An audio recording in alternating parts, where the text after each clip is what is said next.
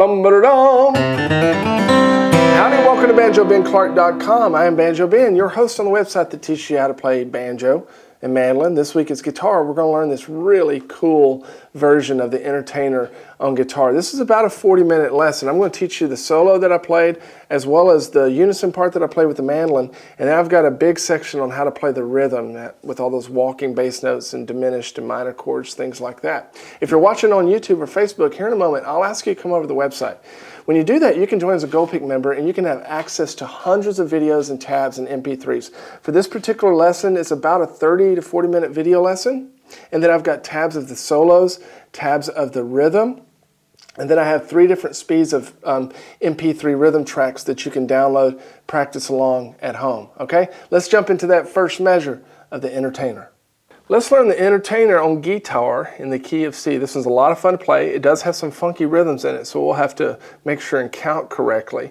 Now, as we throw the first line of tab up there, you'll notice that beneath each one of the notes, I have our pick direction. So a down arrow, a down black arrow would be a down stroke, up black arrow would be an up stroke, and that's the way that I play it. So it's the way that I suggest that you play it. Of course, you can do whatever you want to there in the comfort of your own home.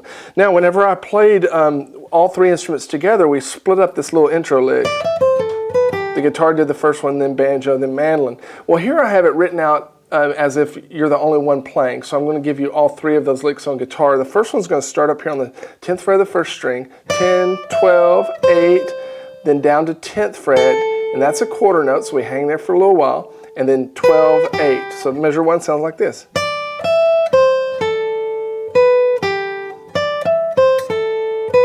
Now I'm going to take that index finger and just slide it down to the 3rd fret, And we're going to do the same lick, just an octave lower. It's a little different fingering, of course. We're going to go 3, 5, 5 with my middle finger, the stretch down, grab the second fret, 4, open. So measure 2. Now measure 3, we're going to do the same lick down an octave, but we're going to change it a little bit. We're going to bluegrass it up a little bit. Open D string, second fret, 3rd, open, and then we're going to play the last part of it as a G lick. So measure 3. 1, 2, 3. And then we're going to jump up and grab that 8th fret of the second string there, measure 4. And then we go into the A part of the entertainer on the last beat of measure 4, and that's what we're used to hearing. So this does get syncopated. You'll need to count along or use those TEF tab files that I give you. Those allow your computer to play the tab for you, and you can control the tempo. But on the last beat of measure 4, we're going to start on that open D string, then hammer on, and we're going into a partial C chord. That's what we're going into. So we're going to hammer on into the first beat of measure 5, jump up and grab that first fret, rest,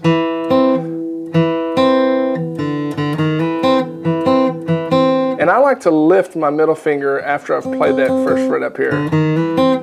I don't want them ringing out because we're going to have some chord changes here in a second. Now let me play measures 1 through 5 for you slowly. If this isn't slow enough for you, I've got another video segment where I play it much slower than this.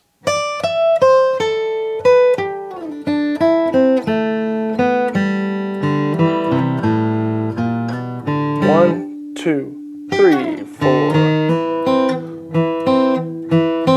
Now that last note there in measure 5 is going to carry over 2 beats into measure 6. So we're going to let it ring through the first half of measure 6, and then the end of 3, we're going to play 1, 3, 4. And then here we're just following pretty much the straight ahead melody. We're not going to embellish it too much right now. Measure 7 sounds like this.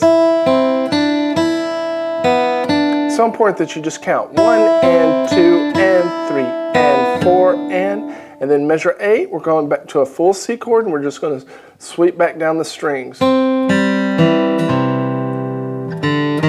come in at the last beat of measure 8 for the same lick. This time leave it down because measure 10 we're going to get outside the box a little bit. This is a really cool lick. We're going to leave that index finger down all throughout measure 10. And we're going to place our middle finger on the second fret of the G string, play them together, pull off, 3, 2, and then we're going to go up for another hammer on. And what you'll notice is that this is on the upbeat, on the end of 3, but I'm going to do another downstroke just because it sounds good. So measure 10 sounds like this slowly. 1 and 2 and 1 and 2 and 3 and 4 and. Let me play measures 6 through 10 for you. We'll start on that little chromatic walk up. And 4 and 1.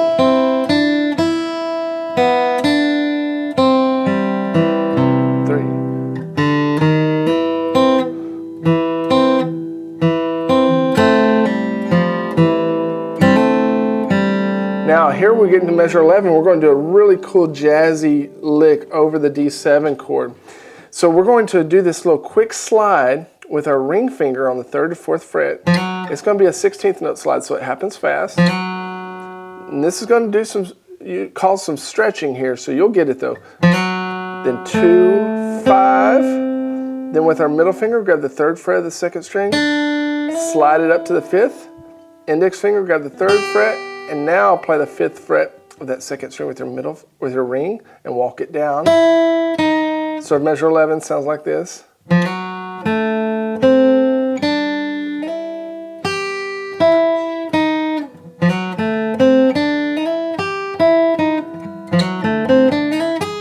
Oh.